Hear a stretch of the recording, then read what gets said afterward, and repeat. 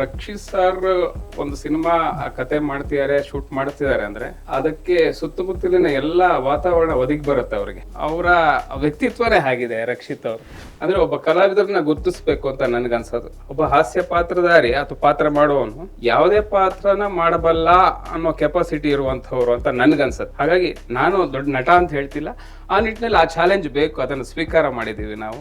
ನನ್ಗನ್ಸೋದು ಈ ತರ ಸಿನಿಮಾಗಳಿಂದನೇ ಚಿತ್ರರಂಗ ಗಟ್ಟಿ ಆಗ್ಬೇಕು ಅಂತ. ಅಂದ್ರೆ ಸಿನಿಮಾ ಮೇಕಿಂಗ್ ಅನ್ನೋದು ಇದೇನೆ ಅಂತ. ಸಿಟಿ ಲೈಫ್ ಏನಾಗ್ಬಿಟ್ಟಿದೆ, ಸಿಟಿಲಿ ಇರುವ ಜನ ಪರಿಸರದ ಬಗ್ಗೆ ದೊಡ್ಡ ದೊಡ್ಡ ಭಾಷಣ ಮಾಡ್ತಾರೆ ಹೊರತು ಅದರ ಬಗ್ಗೆ ಕಾಳಜಿ ಆಗ್ಲಿ, ಅದು ಏನ್ ಕ್ರಮ ತಗೋಬೇಕು, ಪ್ರಾಕ್ಟಿಕಲ್ ಆಗಿ ನಾನು ಅದನ್ನ ಉಳಿಸ್ಕೊಳ್ಳೋಕೋಸ್ಕರ ಏನ್ ಮಾಡ್ಬೇಕು ಅನ್ನೋದು ಯಾರು ಮಾಡ್ತಿಲ್ಲ. ಇವತ್ತಿನ ಕಾಲಘಟ್ಟದಲ್ಲಿ ಸಿನಿಮಾನೇ ಹೋಗ್ತಿಲ್ಲ ಅನ್ನುವಾಗ ಈ ತರ ಸಿನಿಮಾಗಳಿಗೆ ಒಂದಷ್ಟು ನಿರ್ಮಾಪಕರು ಇದಾರಲ್ಲ ಗಟ್ಟಿಯಾಗಿ, ಅದು ನಾವೆಲ್ಲ ಜೊತೆಗೆ ನಾವು ಇದರಲ್ಲಿ ಪಾಲುದಾರರಾಗಿದ್ದೀವಲ್ಲ ಅನ್ನೋ ಸಂತೋಷ ನಮಗಿದೆ. ಆ ನಿಟ್ಟಿನಲ್ಲಿ ಸಿನಿಮಾ ಗೆಲ್ಲಬೇಕು.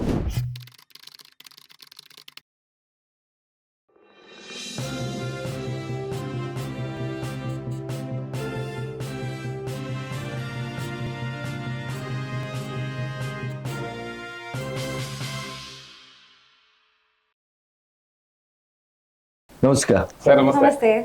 ಫೋಟೋಗ್ರಾಫರು ಸಿನಿಮಾದಲ್ಲಿ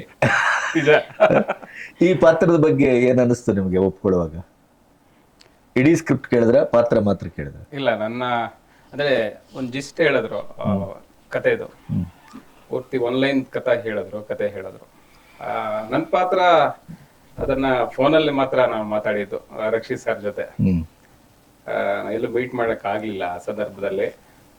ಬಟ್ ಇಲ್ಲಿ ಮುಖ್ಯವಾಗಿ ಏನಾಗುತ್ತೆ ಅಂದ್ರೆ, ನಾವು ಯಾವ ಸ್ಥಿತಿಲಿ ಇದೀವಿ ಅಂತ, ಒಂದು ಪಾತ್ರನ ಬಿಡಬೇಕು ಬಿಡಬಾರ್ದು ಅನ್ನೋ ಸ್ಥಿತಿಲಿ ಇಲ್ಲ. ಯಾವ್ದು ಬರುತ್ತೋ ಎಲ್ಲಾನು ಅಕ್ಸೆಪ್ಟ್ ಮಾಡ್ತಾ ಇದೀವಿ. ಸದ್ಯದ ವರ್ತಮಾನ ನಿಮ್ದು ಆಗಿದೆ. ಹಾಗಾಗಿ ಈ ಪಾತ್ರ ನನಗೆ ಬೇಡ, ನಾನು ರಿಜೆಕ್ಟ್ ಮಾಡ್ತೀನಿ, ಆ ತರದ್ ಮನೋಸ್ಥಿತಿ ನನ್ನಲ್ಲಿ ಇಲ್ಲ. ಹೌದು, ನನಗೆ ಮುಂದೆ ಕೂಡ ಅದು ಬೇಡ ಅನ್ಸುತ್ತೆ ಆ ಒಂದು ಸ್ಥಿತಿ. ಆದ್ರೆ ಆ ಪಾತ್ರ ನಿಲ್ಲತ್ತೆ, ಗಟ್ಟಿಯಾಗಿದೆ ಅನ್ನುವಾಗ ಖುಷಿಯಾಗಿ ಸ್ವೀಕಾರ ಮಾಡ್ತೀವಿ. ಆ ನಿಟ್ಟಿನಲ್ಲಿ ವೈಭವನ ಪಾತ್ರ ಚೆನ್ನಾಗೇ ಇದೆ, ನನಗೆ ಬಹಳ ಖುಷಿ ಕೊಟ್ಟಿತ್ತು ಅವ್ರ ಕತೆ ಹೇಳುವಾಗ. ಸೊ ಇದು ನನಗೆ ಬಂತರ ಅನ್ನೋದು ತುಂಬಾ ಒಂದು ಸಂತೋಷ ಆಗಿತ್ತು ಆ ಸಂದರ್ಭಕ್ಕೆ. ಆಶಿಕಾ, ಏನೇನ್ ಮಾಡ್ತಾ ಇದ್ದೀರಿ ಇತ್ತೀಚೆಗೆ? ಇತ್ತೀಚೆಗೇನ ಕತೆ ಬಗ್ಗೆನ ಯಾವ್ಯಾವ ಸಿನಿಮಾ ಮಾಡ್ತಾ ಇದ್ದೀರಿ? ಈಗ ತಿಮ್ಮನ ಮೊಟ್ಟೆಗಳು ನೆಕ್ಸ್ಟ್ ರಿಲೀಸ್ ಆಗಿದೆ. ಇನ್ನೊಂದೆರಡು ಮಾತುಕತೆ ಇದೆ. ನಿನ್ನೆ ಒಂದು ಲುಕ್ ಟೆಸ್ಟ್ ಕೊಟ್ಟು ಬಂದಿದ್ದೀನಿ. ಸೊ ಯಾ, ಅದೇ ಪ್ರಾಸೆಸ್. ಈ ಪಾತ್ರ ಬಗ್ಗೆ ಏನ್ ಹೇಳ್ತೀರಿ? ಅಥವಾ ಈ ಸಿನಿಮಾ ನೋಡಿದ್ರ? ಸಿನಿಮಾ ಫುಲ್ ನೋಡಿಲ್ಲ, ನಾನು ಡಬ್ಬಿಂಗ್ ಟೈಮಲ್ಲಿ ನೋಡಿದ್ದು. ಸೊ ನನಗೆ ರಕ್ಷಿತ್ ಅವರು ಕಾಲ್ ಮಾಡಿ ಹೀಗೆ ಒಂದು ಪಾತ್ರ ಇದೆ ಅಂತ ಹೇಳಿದ್ರು. ನಾನು ಅವ್ರು ಆ್ಯಕ್ಚುಲಿ ಬುಕ್ ಮಾಡಿರೋದು ಇದನ್ನ.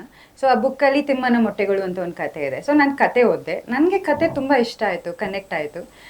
ನನಗೆ ಆ್ಯಕ್ಚುಲಿ ಪಾತ್ರಕ್ಕಿಂತ ಇಡೀ ಕತೆ ನೋಡಿದಾಗ ನನಗೆ ಕತೆ ತುಂಬ ಇಷ್ಟ ಆಗಿದ್ದು. ನಾನು ಹಿತ ಅನ್ನೋ ಒಂದು ರೋಲ್ ಮಾಡ್ತಾ ಇದ್ದೀನಿ, wildlife researcher role. So ನನಗೆ ಕತೆ ತುಂಬ ಇಷ್ಟ ಆಗಿದ್ರಿಂದ ಓಕೆ ಫೈನ್ ನಾನು ಮಾಡ್ತೀನಿ ಅಂತ. ಕತೆಗೂ ಒಂದು ಸುಖಾಯ ಹಿತಾಯ. ಎಸ್. ಸೊ ಆ ಇಡೀ ಟೀಮ್ ಬಗ್ಗೆ ಏನು ಹೇಳ್ತೀರಿ? ಆ ಪರಿಸರದ ಬಗ್ಗೆ ಏನು ಹೇಳ್ತೀರಿ? ಮತ್ತೆ ಆ ಇಡೀ ಪಾತ್ರವನ್ನ ಒಂದು ರೀತಿಯಲ್ಲಿ ಆರಂಭದಲ್ಲಿ ಆ ಸಿನಿಮಾ ನೋಡ್ತಾ ಯಾವುದೋ ಒಂದು ರೀತಿಯ ಪಾತ್ರದ ಹೊರಗೆ ನಿಲ್ಲುವ ಹಾಗೆ ಕಾಣ್ತಾ ಹೋಗುತ್ತೆ ಆ ಪಾತ್ರ. ಅಂದರೆ ಅಷ್ಟು ಇಂಡೆಪ್ತ್ ಆಗಿ ನಮ್ಮನ್ನು ಸೆಳೆಯುವುದಿಲ್ಲ ಅದು. ಆಮೇಲೆ ಆವರಿಸ್ಕೊಳ್ತಾ ಆ ಇಡೀ ಸಿನಿಮಾವನ್ನೇ ತನ್ನ ಮೇಲೆ ಅದು ಇದು ಮಾಡ್ಕೊಳ್ತದೆ. ಆ ರೀತಿಯಲ್ಲಿ ಏನಾದರೂ ಪ್ರಿಪರೇಷನ್ ಮಾಡಿದ್ರಾ ಅಥವಾ ಸಹಜವಾಗಿ ಅದನ್ನು ಆ್ಯಕ್ಟ್ ಮಾಡ್ತಾ ಹೋದ್ರ? ಏನು ಅಂದರೆ ನನಗೆ ಹಿತ ಪಾತ್ರ ನನಗೆ ಕ್ಲೋಸ್ ಟು ಲೈಫ್ ಅನಿಸ್ತು. ನನಗೂ ನನ್ನ ನೇಟಿವ್ ತೀರ್ಥಹಳ್ಳಿ, ಆಗುಂಬೆ ಹತ್ರನೇ. ಸೊ ಹೇಗಿದ್ರು ಊರು ಸೇಮ್, ಅದೇ ನೇಚರ್ ತುಂಬ ಇಷ್ಟ. ನನಗೂ ಇಂಟ್ರೆಸ್ಟ್ ಇದೆ ವೈಲ್ಡ್ ಲೈಫ್ ಮೇಲೆ. ಸೊ ನಾನು ಚಿಕ್ಕ ವಯಸ್ಸಲ್ಲಿ ಹೊಸ್ತಲ್ಲ, ಬಟ್ ನನಗೆ ಇಮ್ಲಾ ಅಂದ್ರೆ ಇಷ್ಟ ಇಲ್ಲ, ಲೀಚಸ್ ಅಂದ್ರೆ ಇಷ್ಟ. ಸೊ ಬಟ್ ಶೂಟ್ ಫುಲ್ ಅಲ್ಲೇ ಹಂಗೆ ಇತ್ತು. ಅಂಡ್ ಫುಲ್ ಬೂಟ್ಸ್ ಹಾಕೊಂಡಿದ್ವಿ, ಮತ್ತೆ ಒಂದು ಸ್ನೇಕ್ ಸ್ಟಿಕ್ ಇತ್ತು. ಸೊ ಎಲ್ಲ ಕಡೆ ನಾನು ಎಲ್ಲೇ ಲೀಚಸ್ ಇದೆ ಅದನ್ನ ನೋಡಿಸ್ತಾ ಇದ್ದೆ ಆಗ್ಬಿಟ್ಟು. ಸೊ ಇದಕ್ಕೆ ಮೈಂಡ್ ಸೆಟ್ ಪ್ರಿಪರೇಷನ್ ಮಧ್ಯೆ ಪುರ್ಸೊತ್ತಿದ್ದಾಗ ತೆಗಿಯೋದೇ ಆಗೋಯ್ತು. ಹೆಂಗ್ ಗೊತ್ತಾಯ್ತು ನಿಮ್ಗೆ? ಅಲ್ಲ, ಆ ಮಳೆ ವಾತಾವರಣ ಅಲ್ಲಿ ಇಂಬ್ಳ ಅಂತ ಗ್ಯಾರಂಟಿ, ಅದಂತೂ guarantee. So mind set first prepare ಆಗ್ಬೇಕಿತ್ತು. ಓಕೆ ಫೈನ್, ಇಂಬ್ಳ ಎಲ್ಲ ಇರುತ್ತೆ, ಭಯ ಪಡಬಾರ್ದು ಅನ್ನೋ ಥರ. ಬಟ್ ಶೂಟಿಂಗ್ ಕೊನೆ ಟೈಮಲ್ಲಿ ಅಷ್ಟು ಭಯ ಆಗ್ತಿರ್ಲಿಲ್ಲ. ಹಿತಾ ಇಲ್ಲ, ತುಂಬಾ ಸಲ ಇಂಬಳ ತೆಗೆಯೋದಕ್ಕೋಸ್ಕರ ಕಟ್ ಹೇಳಿದ್ದಾರೆ ರಕ್ಷಿತ್ ಸರ್. ಅಂದ್ರೆ ಯಾರೋ ಒಬ್ರು ಕಾಲಿಗೆ ಅಂಟ್ಕೊಂಡಿರೋದು ಅದನ್ನ ತೆಗಿಯೋದು ಒಂದಷ್ಟು ಸಮಯ ಅಲ್ಲೇ ಹೋಗ್ತಾ ಇತ್ತು.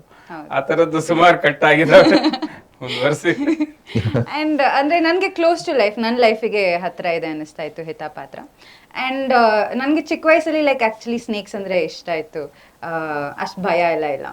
ಸೊ ಬಟ್ ಇದು ಕಾಳಿಂಗ ಸರ್ಪ ಆಗಿರೋದ್ರಿಂದ ನಾನು ಸ್ವಲ್ಪ like it happen like 3 years ago. ಅವಾಗ ರಿಸರ್ಚ್ ಎಲ್ಲ ಮಾಡಿದ್ದೆ ಕೋಬ್ರಾಗಳ ಬಗ್ಗೆ, ಅದೆಲ್ಲ ಹೇಗೆ ಅವ್ರದ್ದು ಆಕ್ಚುಲಿ ಮಾಡಿದ್ದೆ ನಾನು. ಸೊ ಅದ್ರ ಬಗ್ಗೆ ಬಟ್ ಅಲ್ಲಿ ಹೋಗಿ ಎನ್ವೈರನ್ಮೆಂಟ್ ತುಂಬಾ ಚೆನ್ನಾಗಿತ್ತು. ನನ್ನ ಕೋ ಆಕ್ಟರ್ಸ್ ಎಲ್ಲ ತುಂಬಾ ಸಪೋರ್ಟಿವ್ ಆಗಿದ್ರು. ಬಹುಶಃ ನಿಮಗೆ ಅಲ್ಲಿ ನಿಜವಾದ ಕೋಬ್ರಾನೇ ಬೆಸ್ಟ್, ಈ ಬೆಂಗಳೂರಿನಲ್ಲಿ ಕೋಬ್ರಾ ರೀತಿ ಇರೋರ್ಕಿಂತ ಅಂತ ಅನ್ಸಿರ್ಬೇಕು. ಮೆಟಾಫರ್. No comments. ಹೌದು, ಹೇಳ್ಬಾರ್ದು. No comments. ಅದು ಕಂಪ್ಯಾರಿಸನ್ ಇಲ್ಲ ಅದು. ಅಲ್ವಾ? ಕರೆಕ್ಟ್. ಇಲ್ಲ, ಬೆಂಗಳೂರಿನ ಕೋಬ್ರಾಗಳಿಗೆ ಕಂಪ್ಯಾರಿಸನ್ ಅದು ಗೊತ್ತಿಲ್ಲ.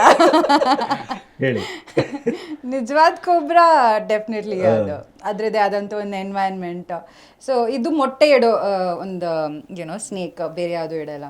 ಸೊ ಅದಕ್ಕೆ ಅದರದ್ದೇ ಆದಂಥ ಒಂದು ಎನ್ವೈರನ್ಮೆಂಟ್ ಇರುತ್ತೆ. ಲೈಕ್ ನಾವು ರಿಸರ್ಚ್ ಹೆಂಗೆ ಮಾಡ್ತೀವಿ, ಸೊ ಅದೆಲ್ಲ ಆ್ಯಕ್ಚುಲಿ ರಿಸರ್ಚ್ ಮಾಡಿದ್ದೆ ನಾನು ಹೋಗುವಾಗ. ಅವ್ರದ್ದೇ ಒಂದು ಸ್ನೇಕ್ ಸ್ಟಿಕ್ ಇರುತ್ತೆ, ಹೇಗೆ ಅವ್ರು ಕಾಡೊಳಗೆ ಹೇಗೆ ಹುಡ್ಕೊಂಡು ಹೋಗ್ತಾರೆ. ಸೊ ಆ ಥರ ರಿಸರ್ಚ್ ಆ್ಯಂಡ್ ಪ್ರಿಪ್ರೇಷನ್ ಮಾಡಿದ್ದೆ ನಾನು. ರಾಘು, ಹೇಳಿ ಈ ಸಿನಿಮಾದ ಎಕ್ಸ್ಪೀರಿಯನ್ಸ್. ಮೂಲತಃ ನಾವು ಮಲೆನಾಡವರಾದ್ರಿಂದ ಆ ಅನುಭವಗಳೆಲ್ಲ ಹೊಸದಲ್ಲ ನಮಗೆ. ಅಂದರೆ ಕಾಡಿನೊಳಗೆ ಹೋಗುವಂಥದ್ದು, ಮಳೆ ವಾತಾವರಣ, ಅಲ್ಲಿ ಪ್ರತಿಯೊಂದು, ಇಲ್ಲಿ ಸಿಟಿಯವ್ರು ಬಂದ್ರೆ ಪ್ರತಿಯೊಂದನ್ನು ಹೊಸದಾಗಿ ನೋಡ್ತಾ ಇರ್ತಾರೆ. ನಮ್ಗೆ ಅದು ವಿಶೇಷ ಅಂತ ಅನ್ಸ್ಲಿಲ್ಲ. ಹಾಗಾಗಿ ಮೂಲತಃ ನಾನು ಸುಮಾರು ಒಂದು 15 ವರ್ಷ ಊರಲ್ಲೇ ಇದ್ದಿದ್ದು. 8ಗೆ ಬೆಂಗಳೂರಿಗೆ ಬಂದಿದ್ದು. ಅಲ್ಲಿ ತನಕ ನಾನು 15 ವರ್ಷ ಅಲ್ಲೇ ಇದ್ದೆ ಊರಲ್ಲಿ. ಹಾಗಾಗಿ ಹಳ್ಳಿ ವಾತಾವರಣ ಚೆನ್ನಾಗಿ ಗೊತ್ತಿತ್ತು. ಎಲ್ಲಕ್ಕಿಂತ ಮುಖ್ಯ ಅವರು ಆಯ್ಕೆ ಮಾಡಿಕೊಂಡಂತಹ ಜಾಗ ಶೂಟಿಂಗಿಗೆ ಅದು ತುಂಬಾ ಪ್ರಶಸ್ತವಾಗಿತ್ತು ಅನ್ಸುತ್ತೆ ಈ ಸಬ್ಜೆಕ್ಟಿಗೆ. ಆ ಫಾರೆಸ್ಟ್ ಇರ್ಬೋದು, ಅಂದ್ರೆ ಊರ್ನವ್ರ ಸಪೋರ್ಟು. ಅಲ್ಲಿ ಅವ್ರ ಹೆಸರು ನವೀನ್ ಅನ್ಸುತ್ತೆ, ವಿನಯಣ್ಣ, ಅವ್ರ ಮನೆ, ಆ ವಾತಾವರಣ, ನಾವು ಉಳ್ಕೊಳಿಕ್ಕಿದ್ದಂಥ ಜಾಗ. ಅಂದ್ರೆ ರಕ್ಷಿತ್ ಸರ್ ಒಂದು ಸಿನಿಮಾ ಕತೆ ಮಾಡ್ತಿದ್ದಾರೆ, ಶೂಟ್ ಮಾಡ್ತಿದ್ದಾರೆ ಅಂದ್ರೆ ಅದಕ್ಕೆ ಸುತ್ತಮುತ್ತಲಿನ ಎಲ್ಲ ವಾತಾವರಣ ಒದಗಿ ಬರುತ್ತೆ ಅವ್ರಿಗೆ. ನಾನು ನೋಡಿರುವಾಗ ಈಗ 2ನೇ ಸಿನಿಮಾ ಅವ್ರ ಜೊತೆ ಮುಗಿಸಿದೀವಿ. ಹಾಗಾಗಿ ಅವರ ವ್ಯಕ್ತಿತ್ವನೇ ಆಗಿದೆ ರಕ್ಷಿತ್ ಅವ್ರದ್ದು. ಅಂದ್ರೆ ಅವ್ರ ಅಪ್ರೋಚ್ ಮಾಡೋ ರೀತಿ ಇರ್ಬೋದು, ಅವ್ರ ಜನನ್ನ ಸಂಪರ್ಕ ಇಟ್ಕೊಂಡಿರುವಂಥದ್ದು, ಅವರೆಲ್ಲ ಸಪೋರ್ಟ್ ಮಾಡಿದ್ರು. ಥ್ರೂಔಟ್ ನಮ್ಗೆಲ್ಲೂ ಕಷ್ಟ ಅಂತ ಅನ್ಸ್ಲಿಲ್ಲ ಎಲ್ಲೂ. ಅಂದ್ರೆ ಚಾಲೆಂಜಿಂಗ್ ಅನ್ಸಿದ್ದೆ ಅಂದ್ರೆ ಅಲ್ಲಿ ಎಲ್ಲಿ ಲೊಕೇಶನ್, ಕೆಲವೊಂದು ದಟ್ಟವಾದ ಅರಣ್ಯ, ಅದು ಹತ್ತೋದು ಇಳಿಯೋದು, ಕೆಲವೊಂದು ಸಂದರ್ಭದಲ್ಲಿ ಮಳೆ ಕೈ ಕೊಟ್ಟಿದ್ದಿರ್ಬೋದು, ಕೆಲವು ಮಳೆ ಬೇಕಿತ್ತು, ಆ ಮಳೆನೂ ಒಂಚೂರು ತೊಂದರೆ ಆಯಿತು, ಕೆಲವು ಆರ್ಟಿಫಿಷಿಯಲ್ ರೈನ್ ನಾವು ಯೂಸ್ ಮಾಡಿದ್ವಿ ಅನ್ಸುತ್ತೆ ಕೆಲವು ಕಡೆಗೆ. ಸೊ ಆ ಥರದ್ದು ಒಂದಷ್ಟು ಸಣ್ಣ ಸಣ್ಣ ಸಮಸ್ಯೆಗಳು, ದೊಡ್ಡದಾಗಿ ಏನು ಸಮಸ್ಯೆ ಕಾಡಲಿಲ್ಲ ನಮಗೆ. ಇನ್ನು ಉಳಿದಂತೆ ನಮ್ಮ ಪಾತ್ರಗಳು, ನಾವು ಹಿತಾ ಕ್ಯಾರೆಕ್ಟರ್ ಇರ್ಬೋದು, ಸುಚಂದ್ರ ಪ್ರಸಾದ್ ಇದ್ದಾರೆ ಸರ್, ಅವ್ರು ನಮ್ಮ ಲೀಡರ್ ಈ ಟೀಮ್ಗೆ, ಅಂದರೆ ರಿಸರ್ಚ್ ಟೀಮ್ದು ಬಾಸ್, ಅವರು ಹೆಡ್. ಸೊ ಅವ್ರ ಜೊತೆಗೆ ಇದ್ಬಿಟ್ರೆ ನಮಗೆ ಸಾಕಷ್ಟು ಇನ್ಪುಟ್ ಸಿಗ್ತಾ ಹೋಗುತ್ತೆ. ಪಾತ್ರದ ಆಳ ಅಗಲ ಏನು ಎತ್ತ ಅನ್ನೋದನ್ನ ನಮಗೆ ಚೆನ್ನಾಗಿ ವಿವರಿಸಿದ್ರು, ರಕ್ಷಿತ್ ಅವ್ರು ಹೇಳಿದ್ರು. ಹಾಗೇನೆ ನಾವು ಅದನ್ನ ಈ ಥರ ಪೋರ್ಟ್ರೇ ಮಾಡಬೇಕು ಅನ್ನೋವಂಥದ್ದು. ಆ್ಯಸ್ ಎ ಫೋಟೋಗ್ರಾಫರ್ ಆ ಕ್ಯಾರೆಕ್ಟರ್ ಪಾತ್ರ ನಂದು ಒಂದಷ್ಟು ಹ್ಯೂಮರಸ್ ಆಗಿ ಹೋಗುತ್ತೆ, ಹೋಗ್ತಾ ಹೋಗ್ತಾ ಅದು ಎಂಜಾಯ್ ಮಾಡೋದ್ವಿ, ಹೋಗ್ತಾ ಗಂಭೀರ ಆಗುತ್ತೆ. ಆ ನಿಟ್ಟಿನಲ್ಲಿ ನಾನು ಅದನ್ನು ಚೆನ್ನಾಗಿ ಸ್ವೀಕಾರ ಮಾಡಿದೆ. ಅವರು ಅದನ್ನು ಚೆನ್ನಾಗಿ ನನಗೆ ಇನ್ಪುಟ್ಸ್ ಕೊಟ್ಟಿದ್ರು ರಕ್ಷಿತ್ ಸರ್. ಹಾಗಾಗಿ ಒಂಥರ ಖುಷಿ ಕೊಡ್ತು ಆ ಟೀಮು. ನೀವು ಬೇರೆ ಬೇರೆ ಸಿನಿಮಾಗಳಲ್ಲಿ ಮಾಡ್ತೀರಿ, ಭಾಳ ಸೂಪರ್ ಸ್ಟಾರ್ಗಳೊಟ್ಟಿಗೂ ಮಾಡ್ತೀರಿ, ಕಮರ್ಷಿಯಲ್ ಸಿನಿಮಾದಲ್ಲೂ ಮಾಡ್ತಾ ಇದ್ದೀರಿ. ಈ ಥರದ ಈ ಸಮಾಜಕ್ಕೆ ಬೇಕಾದಂಥ ಒಂದು ಪ್ರಕೃತಿ, ಪುರುಷ ಮತ್ತು ಪ್ರಕೃತಿ, ಸಮಾಜ, ಇದರ ಮಧ್ಯೆ ಇರುವಂಥ ಒಂದು ಸಂಘರ್ಷವೋ ಅಥವಾ ಅದರ ಅವಿನಾಭಾವ ಸಂಬಂಧವೋ, ಆ ಥರದ ಮೇಲೆ ಈ ಸಿನಿಮಾ ಇದೆ. ನಿಮಗೆ ಆ ಥರದ ಸಿನಿಮಾ ಮತ್ತು ಈ ಥರದ ಸಿನಿಮಾ ಎರಡು ಒಟ್ಟೊಟ್ಟಿಗೆ ಮಾಡುವಾಗ ನಿಮಗೇನು ಅನ್ನಿಸ್ತದೆ? ನನಗೆ ಈಗ ರೆಗ್ಯುಲರ್ ನನ್ನ ಪಾತ್ರಗಳೆಲ್ಲ ಹಾಸ್ಯ ಪಾತ್ರಗಳೇ ಜಾಸ್ತಿ ಸಿಗುವಂಥದ್ದು. ಅದು ಹಾಸು ಹೊಕ್ಕಾಗ್ಬಿಟ್ಟಿದೆ ನನಗೆ ಜೀವನದಲ್ಲಿ ಅದನ್ನು ಅಳವಡಿಸ್ಕೊಂಡ್ಬಿಟ್ಟಿದ್ದೀನಿ. ಇದು ಒಂಚೂರು ಚಾಲೆಂಜಿಂಗ್ ಅನ್ಸುತ್ತೆ. ಅಂದರೆ ಇಲ್ಲಿನ ಸಂಭಾಷಣೆ ಶೈಲಿ ಇರ್ಬೋದು, ಒಂದು ಮೆಥಡ್ ಇದೆ ಆಕ್ಟಿಂಗ್ ಅಲ್ಲಿ, ತೀರಾ ಅಲ್ಲಿ ತರ ಈಸಿಯಾಗಿ ನಾವು ಇಲ್ಲಿ ಫ್ಲೋ ಸಿಗಲ್ಲ ನನಗೆ ಮಾತಲ್ಲಿ. ಆ ಸೀರಿಯಸ್ನೆಸ್ ಬೇಕಾಗತ್ತೆ. ನನ್ನ ಮುಖಚರ್ಯನೇ ಆಗಿದೆ, ಮಾತೆತ್ತಿದ್ರೆ ಅದೊಂದು ನೋಡಿದ ತಕ್ಷಣನೇ ಒಂದು ಕಾಮಿಡಿ ಬಂದ್ಬಿಡತ್ತೆ. ಅಂದ್ರೆ ಇಂಥ ಸೀರಿಯಸ್ ಸಬ್ಜೆಕ್ಟ್ ಅಲ್ಲೂ ಒಂದು ಹಾಸ್ಯ ಕಾಣತ್ತೆ ನನ್ನ ಮುಖದಲ್ಲಿ. ಅದನ್ನ ನಾನೇ ಚೇಂಜ್ ಮಾಡ್ಕೊಳ್ಳೋ ಒಂದು ನಿಟ್ಟಿನಲ್ಲಿ ಇದೀನಿ. ಒಂದು ಕವಲುದಾರಿ ಅನ್ಬೋದು ನನ್ನ ಕೆರಿಯರ್ ಅಲ್ಲಿ. ಇದು ತುಂಬಾ ಚಾಲೆಂಜಿಂಗ್ ಅನಿಸ್ತು. ಅಂದ್ರೆ ನೆಕ್ಸ್ಟ್ ಇನ್ನೊಂದು ಸಿನಿಮಾದಲ್ಲಿ ಇನ್ನೂ ಒಂದು ಚಾಲೆಂಜಿಂಗ್ ಇದೆ ಆ ಪಾತ್ರ. ಸೊ ಹಾಗೆ ನೋಡಿದ್ರೆ ಈ ತರ ಪಾತ್ರಗಳು ಬೇಕು ಒಬ್ಬ ನಟನಿಗೆ ಅಂತ ನನ್ಗನ್ಸುತ್ತೆ. ಅಂದ್ರೆ ಒಂದೇ ತರನಾದ ಪಾತ್ರ ತೀರಾ ಮೊನೋಟನಸ್ ಆಗುವಂಥದ್ದು ಅಥವಾ ಬ್ರ್ಯಾಂಡ್ ಆಗ್ಬಿಡುವಂಥದ್ದು. ಆ ನಿಟ್ಟಿನಲ್ಲಿ ಈ ರಕ್ಷಿತ್ ಅವರು ನಮ್ಮನ್ನು ಗುರುತಿಸಿ ಇವನಿಗೆ ಇದು ಮಾಡಬಲ್ಲ ಅನ್ನೋ ಒಂದು ಮನೋಸ್ಥಿತಿಯಿಂದ ನಮಗೊಂದು ಪಾತ್ರ ಕೊಟ್ಟಿರೋದು ವಿಶೇಷ. ಅಂದ್ರೆ ಒಬ್ಬ ಕಲಾವಿದರನ್ನ ಗುರುತಿಸ್ಬೇಕು ಅಂತ ನನ್ಗನ್ಸೋದು. ಒಬ್ಬ ಹಾಸ್ಯ ಪಾತ್ರಧಾರಿ ಅಥವಾ ಪಾತ್ರ ಮಾಡುವವನು ಯಾವುದೇ ಪಾತ್ರನ ಮಾಡಬಲ್ಲ ಅನ್ನೋ ಕೆಪಾಸಿಟಿ ಇರುವಂಥವ್ರು ಅಂತ ನನ್ಗನ್ಸತ್ತೆ. ಹಾಗಾಗಿ ನಾನು ದೊಡ್ಡ ನಟ ಅಂತ ಹೇಳ್ತಿಲ್ಲ, ಆ ನಿಟ್ಟಿನಲ್ಲಿ ಆ ಚಾಲೆಂಜ್ ಬೇಕು, ಅದನ್ನು ಸ್ವೀಕಾರ ಮಾಡಿದ್ದೀವಿ ನಾವು. ಒಂದಷ್ಟು ಮುಂದಿನ ದಿನಗಳಲ್ಲಿ ಇದನ್ನು ನೋಡ್ತಾ ನೋಡ್ತಾ ಇನ್ನಷ್ಟು ಆ ಥರದ್ದು ಗಟ್ಟಿಯಾದ ಪಾತ್ರಗಳು ಸಿಗ್ಬೋದೇನೋ ನಮಗೆ ಅಂತ ಅನ್ಸುತ್ತೆ.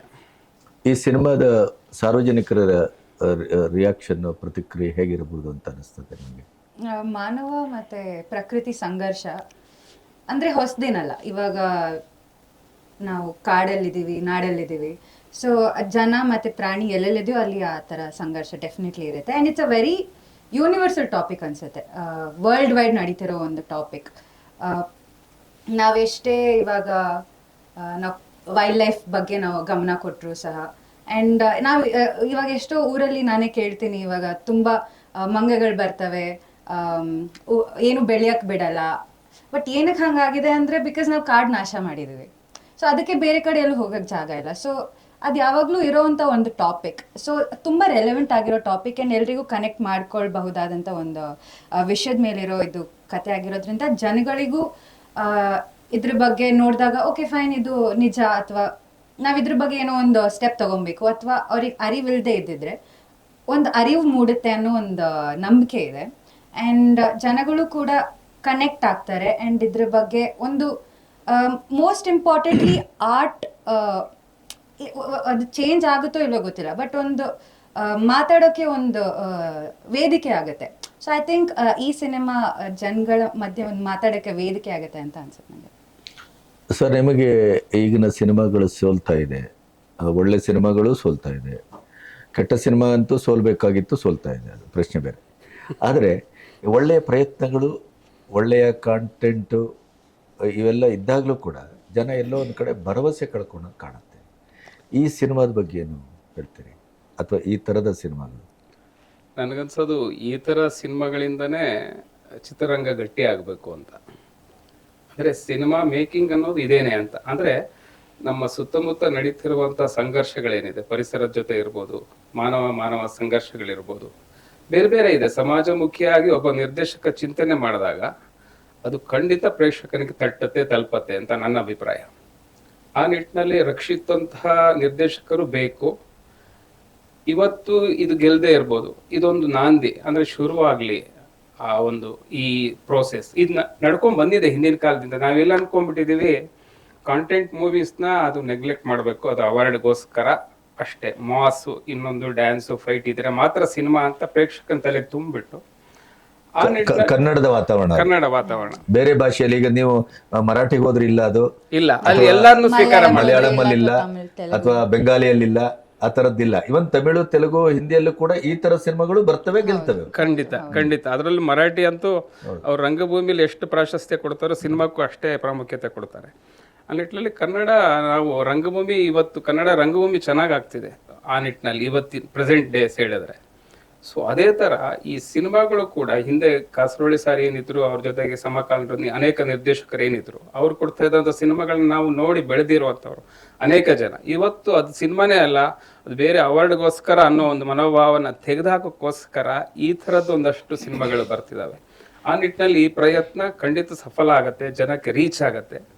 ಆಮೇಲೆ ಇನ್ನೊಂದು, ಸಿಟಿ ಲೈಫ್ ಏನಾಗ್ಬಿಟ್ಟಿದೆ, ಸಿಟಿಲಿರುವ ಜನ ಪರಿಸರದ ಬಗ್ಗೆ ದೊಡ್ಡ ದೊಡ್ಡ ಭಾಷಣ ಮಾಡ್ತಾರೆ ಹೊರತು ಅದರ ಬಗ್ಗೆ ಕಾಳಜಿ ಆಗಲಿ, ಅದು ಏನ್ ಕ್ರಮ ತಗೋಬೇಕು, ಪ್ರಾಕ್ಟಿಕಲ್ ಆಗಿ ನಾನು ಅದನ್ನ ಉಳಿಸ್ಕೊಳಕೋಸ್ಕರ ಏನ್ ಮಾಡ್ಬೇಕು ಅನ್ನೋದು ಯಾರು ಮಾಡ್ತಿಲ್ಲ.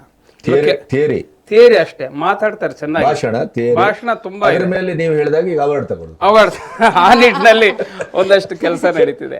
ಇಲ್ಲಿ ಈ ಸಬ್ಜೆಕ್ಟ್ ಮಾಡಿದಂತಹ ನಿರ್ದೇಶಕರಿರ್ಬೋದು, ಅದರ ಹಿಂದೆ ಶ್ರಮ ಹಾಕಿದಂಥ ನಿರ್ಮಾಪಕರಿರ್ಬೋದು, ಅವರಿಗೆ ಪರಿಸರದ ಬಗ್ಗೆ ಕಾಳಜಿ ಇದಕ್ಕೋಸ್ಕರ ಇದನ್ನು ಮಾಡ್ತಿದ್ದಾರೆ. ಇಲ್ಲಾಂದ್ರೆ ಈ ಸಿನಿಮಾ ಮಾಡೋಕ್ಕೆ ಚಾನ್ಸೇ ಇಲ್ಲ. ನಾವು ಊರಿನವರಾದ್ರಿಂದ, ಮಲೆನಾಡವರಾದ್ರಿಂದ ಈ ಒಂದು ಸಮಸ್ಯೆ ಇವತ್ತೇನಿದೆ ಈ ತಿಮ್ಮನ ಮೊಟ್ಟೆಗಳದ್ದು, ಇದನ್ನ ಎತ್ತಿ ಹಿಡಿದ್ರೆ ಈ ತರದ್ದು ಅನೇಕ ವಿಚಾರಗಳು ಸಿನಿಮಾ ಮಾಡೋದಕ್ಕೆ ಸಿಗ್ತವೆ ಅಂತ. ಊರ್ ಬದಿಯ ಎಲ್ಲ ತಮ್ಮನ ಮೊಟ್ಟೆಗಳೇ ಇದು, ಕೇವಲ ತಿಮ್ಮನ ಮೊಟ್ಟೆ ಅಲ್ಲ ಅಂದ್ರೆ ವಸ್ತು ಯಾವ ಕಾಲಕ್ಕಾದ್ರೂ ಅದು ಸಿಕ್ಕೇ ಸಿಗತ್ತೆ, ಎಲ್ಲರಿಗೂ ರೀಚ್ ಆಗತ್ತೆ ಅಂತ. ಅಂದ್ರೆ ಸಬ್ಜೆಕ್ಟ್ ಆ ನಿಟ್ಟಿನಲ್ಲಿ ಇದು ಖಂಡಿತ ಥಿಯೇಟ್ರಿಗೆ ಬರುತ್ತೆ. ಇದು ಮಾಸ್ ಸಿನಿಮಾಕ್ಕಿಂತ ಎಲ್ಲರೂ ನೋಡುವಂತಹ ಸಿನಿಮಾ ಆಗುತ್ತೆ. ಅಂದ್ರೆ ಈ ಸಿನಿಮಾದಲ್ಲಿ ವಿಶೇಷತೆ ಏನಂದ್ರೆ, ನಿಮಗೆ ಸಿನಿಮಾ ಶುರುವಾದಾಗಿಂದ ಕೊನೆ ತನಕನೂ ಪ್ರೇಕ್ಷಕರನ್ನ ಹಿಡಿದಿಡತ್ತೆ. ಅಂದ್ರೆ ನಿಮ್ಗೆಲ್ಲೂ ಬೋರಿಂಗ್ ಅನ್ಸಲ್ಲ, ಲ್ಯಾಗ್ ಅನ್ಸಲ್ಲ. ಮತ್ತೆ ಕಾಳಿಂಗ ಅನ್ನುವ ಹುಡುಕಾಟವೇ ಒಂದು ಕ್ಯೂರಿಯಾಸಿಟಿಯ ಒಂದು ರಿದಮ್ ಆಗಿಯೂ ಕೆಲಸ ಮಾಡುತ್ತೆ. ನಿಜ ನಿಜ. ಅಂದ್ರೆ ಸಿನಿಮಾದಲ್ಲಿ ಒಂದು ಕ್ಯೂರಿಯಾಸಿಟಿ ಅನ್ನೋದು ಇದೆಯಲ್ಲ, ಹೌದು, ಕುತೂಹಲ. ಆ ಕುತೂಹಲವನ್ನ ಆ ಹಾವಿನ ರೂಪದಲ್ಲಿ, ಅದರ ಹುಡುಕಾಟದ ರೂಪದಲ್ಲಿ ಅದು ಮುಂದುವರಿತದೆ ಕೂಡ. ಹೌದು. ಅಂಡ್ ಮೋರ್ ಓವರ್ ಒಂದು ಕತೆ ಯಾರಿಗೆ ಕನೆಕ್ಟ್ ಆಗಬೇಕಂದ್ರೂ ಅದರಲ್ಲಿ ಒಂದು ಡೆಪ್ತ್ ಇರಬೇಕು, ಇಮೋಷನಲ್ ಡೆಪ್ತ್. ಕೆಲವೊಂದು ಮೂವೀಸ್ ಹೆಂಗಿರುತ್ತೆ, ಎಲ್ಲ ಚೆನ್ನಾಗಿರುತ್ತೆ, ಬಟ್ ಒಂದೊಂದ್ಸತಿ ಅದು ಕನೆಕ್ಟ್ ಆಗಲ್ಲ, ಅದ್ರಲ್ಲಿ ಸೋಲ್ ಇಲ್ಲ ಅಂತ ಅನ್ಸುತ್ತೆ. ಬಟ್ ರಕ್ಷಿತ್ ಸರ್ ಅವ್ರು ಮಾಡಿರೋ ಮೂವಿಯಲ್ಲಿ ಎಲ್ಲ ಕ್ಯಾರೆಕ್ಟರ್ಸ್ಗೂ ಒಂದು ಸೋಲ್ ಇದೆ ಅನ್ಸುತ್ತೆ. ಲೈಕ್ ಎಸ್ಪೆಷಲಿ ತಿಮ್ಮ ಕ್ಯಾರೆಕ್ಟರ್ ಮಾಡಿರೋರು, ಆ ಕ್ಯಾರೆಕ್ಟ್ರೇ ಹಂಗಿದೆ, ಅವ್ರದ್ದು ಜರ್ನಿ. ಅಂಡ್ ಆ ಇನ್ನೋಸೆನ್ಸೇ ಎಲ್ರಿಗೂ ಕನೆಕ್ಟ್ ಆಗುತ್ತೆ. ಹುಡುಗನ ತಾಯಿಯ ಪಾತ್ರವು ಕೂಡ ಮೊದಲು ನಮಗೊಂದು ಪಾತ್ರವಾಗಿ ಕಾಣುತ್ತೆ, ಅದು ಆಮೇಲೆ ಅದು ಆವರಿಸ್ಕೊಳುತ್ತೆ. ಸೊ ಅದು ಡೆಫಿನೆಟ್ಲಿ ಆಡಿಯನ್ಸ್ಗೆ ಆ ಇನ್ನೋಸೆನ್ಸ್ ಇದೆಯಲ್ಲ, ಇನ್ನೋಸೆನ್ಸ್ ಡೆಫಿನೆಟ್ಲಿ ಕನೆಕ್ಟ್ ಆಗುತ್ತೆ. ಆ ಇಡೀ ಚಿತ್ರೀಕರಣದಲ್ಲಿ ಏನಾದರೂ ನೆನಪುಳಿಯುವ ಘಟನೆಗಳು? ಕಾಡಲ್ಲಿ ಮಾಡಿದಿರಿ, ಹಳ್ಳಿಯಲ್ಲಿ ಮಾಡಿದಿರಿ? ಇದೆ, ಸುಮಾರಿದೆ, ಮರ್ತು ಹೋಗಿದ್ದೀವಿ. ಇವಾಗ ನೆನ್ಪು ಮಾಡ್ಕೋಬೇಕು ಅಂದ್ರೆ ಸುಚೇಂದ್ರ ಪ್ರಸಾದ್ ಸರ್ ಜೊತೆ, ಅಂದ್ರೆ ಅವರ ಒಬ್ಬ ನಟನಾಗಿ ನಿರ್ದೇಶಕನಾಗಿ ನಾವು ನೋಡಿದ್ದೀವಿ. ಅದ್ರ ಜೊತೆಗೆ ಒಂದು ಹ್ಯೂಮರಸ್ ಮನುಷ್ಯನ ಆ ಒಂದು ಗುಣಗಳು, ಅಂದ್ರೆ ಇಡೀ ಅವರು ವೆರಿ ಬಿಗಿನಿಂಗ್ ಅಲ್ಲಿ ಅವರನ್ನ ನಾನು ನೋಡಿದಾಗ ತುಂಬಾ ಸೀರಿಯಸ್, ಹೇಗಪ್ಪ ಹೊಂದ್ಕೊಂಡು ಒಂದು 4-5 ದಿನ ಶೂಟಿಂಗ್ ನಡೆಸುವಂಥದ್ದು ಅಂತ ನನ್ನ ತಲೆಯಲ್ಲಿ ಓಡ್ತಾ ಇತ್ತು. ಬಟ್ ಎಷ್ಟು ಚೆನ್ನಾಗಿ ಎಲ್ಲಾರನ್ನು ಕರ್ಕೊಂಡು ಹೋದ್ರು ಅಂದ್ರೆ, ಅವ್ರ ಮಧ್ಯ ಒಂದೊಂದು ಸಣ್ಣ ಪಂಚ್ಗಳು ಕೊಡೋರು ಆ ಕಾಡಲ್ಲಾಗಿರ್ಬೋದು.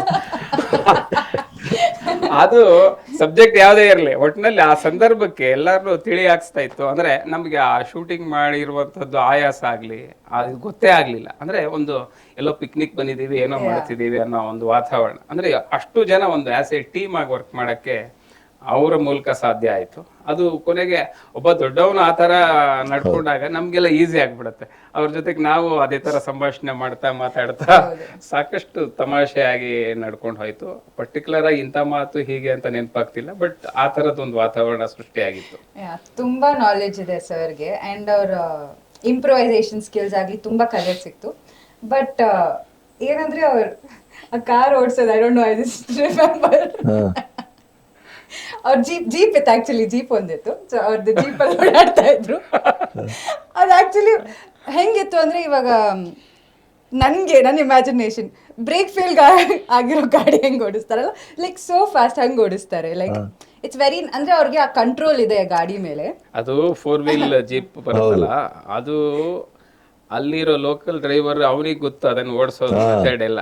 ಇವ್ರು ಅದ್ರಲ್ಲಿ ಕೂತು ಇದು ಎಲ್ಲಿಗೆ ಹೋಗ್ತದೆ ಗೊತ್ತಿಲ್ಲ, ನಾನು ಅಲ್ಲಿಗೆ ರೀಚ್ ಆಗೋ ಬದುಕ್ತಿನ ಇಲ್ಲ, ಹುಷಾರಾಗಿ ನೀವು ಅಷ್ಟೇ, ನಮ್ ನಂಬರ್ ಎಲ್ಲ ಕೊಟ್ಟಿದೀವಲ್ವ. ಲೈವ್ ಕಮೆಂಟ್ರಿ ತುಂಬಾ ಫನಿ ಆಗಿತ್ತು ಆ ಮೊಮೆಂಟ್ ಅಲ್ಲಿ ಆಕ್ಚುಲಿ. ಅಂದ್ರೆ ಅದ್ ಗೇರಿಗೆ ಬೀಳ್ತಿರ್ಲಿಲ್ಲ, ಇನ್ನೊಂದು ಆ ತರದೇ ಬೇಕಿತ್ತು ಕೆಲವೆಲ್ಲ. ಅದನ್ನ ಜಾಗವೂ ಇಲ್ಲ, ಇದೇನು ಕೈಗೆ ಬರ್ತದ ಏನೋ ಅವ್ರು ಆ ತರದ್ದೆಲ್ಲ ಅಷ್ಟು ತಮಾಷೆಯಾಗಿ ಅದನ್ನ ಓಡಿಸೋದು. ಆ ಜೀಪ್ ಓಡಿಸೋದು ಅಂದ್ರೆ ಒಂಚೂರು ಜ್ವರ ಬಂದಂಗ ಆಗೋದು. ಅದು ಸುಮಾರು ನಾವು ಟ್ರಾವೆಲ್ ಮಾಡಿದೀವಿ ಕಾಡಲ್ಲಿದೆ. ಆ ಥರದ್ದೆಲ್ಲ ಸಾಕಷ್ಟು ಸನ್ನಿವೇಶಗಳು ಖುಷಿ ಕೊಡ್ತಾ ಇತ್ತು. ಸೊ ಈ ಸಿನಿಮಾ ಸಾರ್ವಜನಿಕರಿಗೆ ಇಷ್ಟ ಆಗ್ಬೋದು ಅನ್ನೋದು ನನಗೂ ಅನಿಸ್ತಾ ಇದೆ. ಯಾಕಂದ್ರೆ ಈ ತರದ ಸಿನಿಮಾಗಳು ಗೆದ್ದಾಗ್ಲೇನೆ ಚಿತ್ರರಂಗದ ಈ ಬಂಧ ಅಥವಾ ಅದರ ನೆಲೆಗಟ್ಟು ವ್ಯಾವಹಾರಿಕವಾಗಿ ಗಟ್ಟಿಯಾಗ್ಲಿಕ್ಕೆ ಸಾಧ್ಯ. ಹೌದು. ಕೇವಲ ಕಾಂತಾರೋ KGF ಅದೆಲ್ಲವೂ ಈ ಸುನಾಮಿ ತರ ಬರುತ್ತದೆ ಹೋಗುತ್ತೆ. ಆದರೆ ನಿಜವಾದ ಕನ್ಸ್ಟ್ರಕ್ಟಿವ್ ಆದಂತ ಒಂದು ವ್ಯವಸ್ಥೆ ಗಟ್ಟಿಯಾಗಬೇಕು ರಚನಾತ್ಮಕವಾಗಿ ಅಂತಂದ್ರೆ ಈ ತರ ಸಿನಿಮಾಗಳ. ಹೌದು, ಖಂಡಿತ. ಸೊ ಕೊನೆಯದಾಗಿ ಏನು ಹೇಳ್ತೀರಿ? ಕೊನೆಯದಾಗಿ ಈ ಮೂವಿ ಡೆಫಿನೆಟ್ಲಿ ಜನಕ್ಕೆ ಇಷ್ಟ ಆಗುತ್ತೆ. ಬಿಕಾಸ್ ಇವಾಗ ನಾವು ಮೂವಿ ಮಾಡ್ತಾನೆ ನಮ್ಗೆ ಎನರ್ಜಿ ಗೊತ್ತಾಗ್ತಾ ಹೋಗುತ್ತೆ, ಹೇಗೆ ನಡೀತಾ ಇದೆ, ಹೇಗೆ ಬರ್ತಾ ಇದೆ ಅಂತ. ಈವನ್ ಡಬ್ಬಿಂಗ್ ಟೈಮಲ್ಲೂ ನಾನು ನೋಡಿದಾಗ it's a very important topic ಈಗಿನ ಜನಕ್ಕೆ ಅಥವಾ ಈಗಿನ ನಾವಿರೋ ಪರಿಸ್ಥಿತಿಗೆ. ನೇಚರ್ ಆಗಲಿ ಅಥವಾ ನಮ್ಮ ಮನುಷ್ಯರಾಗಲಿ ಹೇಗೆ ಬದುಕಬೇಕು ಅಥವಾ ಏನು ನಡೀತಾ ಇದೆ ಆ್ಯಕ್ಚುಲಿ ನಮ್ಮ ಮಧ್ಯೆ. So it's a very important topic. Not just ಅವಾರ್ಡ್ಸಿಗೆ ಅಷ್ಟೇ ಅಲ್ಲ, ನನ್ನ ಪ್ರಕಾರ ಎಲ್ಲರೂ ನೋಡಬೇಕಾದಂಥ ಒಂದು ಸಿನಿಮಾ. ಸೊ ಡೆಫಿನೆಟ್ಲಿ ಎಲ್ರಿಗೂ ಇಷ್ಟ ಆಗುತ್ತೆ ಅಂತ ಅನ್ಸುತ್ತೆ ನನಗೆ. ನನಗೂ ಅದೇ ಅನ್ಸುತ್ತೆ. ಅಂದ್ರೆ ಇಲ್ಲಿ ತಿಮ್ಮ ಅನ್ನೋ ಕ್ಯಾರೆಕ್ಟರ್ನ ಜನ ತುಂಬಾ ಇಷ್ಟಪಡ್ತಾರೆ ಅಂತ. ಅಂದ್ರೆ ಆ ಮುಗ್ಧತೆ, ಅವನ ತೊಳಲಾಟ, ಅವನ ಕೊನೆಗೆ ಅದನ್ನ ಹೇಗೆ ಸಾಲ್ವ್ ಮಾಡ್ಕೋತಾನೆ, ಆ ಸಮಸ್ಯೆಯಿಂದ ಹೊರಗೆ ಬರ್ತಾನೆ ಈ ಕಥೆಯಲ್ಲಿ. ಇದಕ್ಕೆ ನನಗೆಲ್ಲಕ್ಕಿಂತ ಮುಖ್ಯ ರಕ್ಷಿತ್ ಅವರು ನಿರ್ದೇಶಕರು. ಅವ್ರ ಹಿಂದಿನ ಕಥೆಗಳು ಅನೇಕ ಇದೆ. ಹೊಂಬಣ್ಣ ಮಾಡಿದ್ರು ಸಿನಿಮಾ, ಹಾಗೇನೆ ಎಂತ ಕತೆ ಮಾರಾಯ, ಈಗ ತಿಮ್ಮನ ಮೊಟ್ಟೆಗಳು, ಮುಂದೊಂದು ಸಿನಿಮಾ ಬರ್ತಿದೆ ಮಳೆ ಮತ್ತು ಶೈಲು ಅಂತ. ಸೊ ಈ ತರದ್ದು ಸಿನಿಮಾಗಳನ್ನೇ ಫೋಕಸ್ ಮಾಡುವಂಥದ್ದು. ಅಂದ್ರೆ ಕತೆ ಅಂದ್ರೆ ಸಮಾಜಮುಖಿಯಾಗಿ ಒಬ್ಬ ನಿರ್ದೇಶಕ ದುಡಿತಾ ಇದ್ದಾನೆ ಅಂದ್ರೆ ಅವನ ಉದ್ದೇಶ ಏನೋ ಒಂದಿದೆ ಅಂತ. ಅಂದ್ರೆ ಸಮಾಜವನ್ನ ಬದಲಾಯಿಸಬೇಕು, ಅಲ್ಲಿರುವ ಅಂಕು ಡೊಂಕುಗಳನ್ನ ತಿದ್ದುವಂತಹ ಕೆಲಸ ನಿರ್ದೇಶಕ ಮಾಡ್ತಿದ್ದಾನೆ. ಅಂದ್ರೆ ಈ ತರ ನಿರ್ದೇಶಕರನ್ನ ಯಾಕೆ ನಾವು ಪ್ರೇಕ್ಷಕರು ಬೆಳೆಸಬೇಕು ಅನ್ನೋ ಒಂದು ದೊಡ್ಡ ಪ್ರಶ್ನೆ ಕಾಡುತ್ತೆ. ಅಥವಾ ಈ ತರ ಸಿನಿಮಾ ನೋಡ್ಬೇಕಾ ಅಂತ. ಆ ನಿಟ್ಟಿನಲ್ಲಿ ರಕ್ಷಿತ್ ಅವರು ತಮ್ಮ ಕೆಲಸನ ಅಚ್ಚುಕಟ್ಟಾಗಿ ಮಾಡ್ತಿದ್ದಾರೆ. ಅದಕ್ಕೆ ಬೆಂಬಲವಾಗಿ ಒಳ್ಳೆ ನಿರ್ಮಾಪಕರಿದ್ದಾರೆ, ಅವರನ್ನು ಇನ್ನಷ್ಟು ಅಪ್ರಿಶಿಯೇಟ್ ಮಾಡ್ಬೇಕಾಗತ್ತೆ. ಈ ಸಂದರ್ಭದಲ್ಲಿ ನಾವು ಇಂಥ ಕಥೆಗಳನ್ನ ಆಯ್ಕೆ ಮಾಡಿಕೊಂಡು ಈ ಸಿನಿಮಾ ಮಾಡುವಂತ ಅದನ್ನ ನಂಬಿ ದುಡ್ಡು ಹಾಕುವವರು ಅದು ವಿಶೇಷ ಅನ್ಸುತ್ತೆ. ಅಂದ್ರೆ ಇವತ್ತಿನ ಕಾಲಘಟ್ಟದಲ್ಲಿ ಸಿನಿಮಾನೇ ಹೋಗ್ತಿಲ್ಲ ಅನ್ನುವಾಗ ಈ ತರ ಸಿನಿಮಾಗಳಿಗೆ ಒಂದಷ್ಟು ನಿರ್ಮಾಪಕರು ಇದಾರಲ್ಲ ಗಟ್ಟಿಯಾಗಿ, ಅದು ನಾವೆಲ್ಲ ಜೊತೆಗೆ ನಾವು ಇದರಲ್ಲಿ ಪಾಲುದಾರರಾಗಿದ್ದೀವಲ್ಲ ಅನ್ನೋ ಸಂತೋಷ ನಮಗಿದೆ. ಆ ನಿಟ್ಟಿನಲ್ಲಿ ಸಿನಿಮಾ ಗೆಲ್ಲಬೇಕು. ನಿಮ್ಮೆಲ್ಲರ ಸಹಕಾರ ಇದೆ ಖಂಡಿತ. ನಿಮ್ಮಂತವರಂತೂ ಗಣಪತಿ ಚಾನಲ್ ಅಂತೂ ಈ ತರ ಸಿನಿಮಾಗಳಿಗೆ ಖಂಡಿತ ಯಾವಾಗ್ಲೂ ಬೆನ್ನೆಲುಬಾಗಿ ನಿಂತಿರ್ತೀರಿ. ಆ ನಿಟ್ಟಿನಲ್ಲಿ ನಿಮ್ಮ ಸಪೋರ್ಟ್ ಹೀಗೆ ಇರಲಿ. ಈ ಸಿನಿಮಾ ಗೆಲ್ಲತ್ತೆ ಅಂತ ಎಲ್ಲರ ತಂಡದ ಎಲ್ಲರಿಗೂ ಅದೊಂದು ನಮ್ಮ ನಂಬಿಕೆ ಇದೆ. ಆ ನಿಟ್ಟಿನಲ್ಲಿ ಗೆಲ್ಲಬೇಕು. ಎಂತ ಅದ್ಭುತ ಸಿನಿಮಾ ಮಾರಾಯ ಅಂತ ಆಗ್ಬೇಕು. ಎಂತ ಕತೆ ಮಾರಾಯ. Okay, thank you. ಧನ್ಯವಾದ sir, thank you so much.